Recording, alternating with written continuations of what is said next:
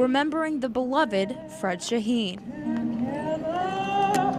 Friends, family, and colleagues paying their respects Thursday at Our Lady of Perpetual Help Catholic Church in Camden. Shaheen was a prominent figure in South Carolina. He was known for fighting for equal rights and served as the head of the State Commission on Higher Education. And he was a very forceful voice for freedom and justice and the public good. And that's what he did his entire life. He fought it whether he was fighting for education, fighting for civil rights. When I was chairman of the party, the Democratic Party, he was on the executive committee, and he kept us honest. He was not a shy and retiring type.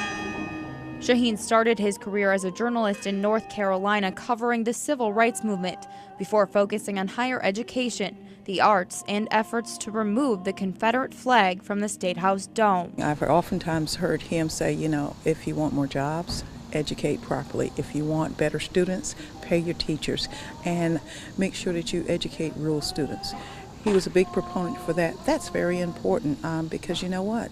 That's the future of our state. He understands the idea that we're no better than the worst of those in our society.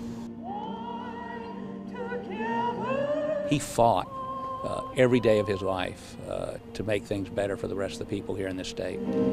Honoring the life of Fred Shaheen, who dedicated his own life to helping others. In Camden, Shelley Domchek, Watch Fox News.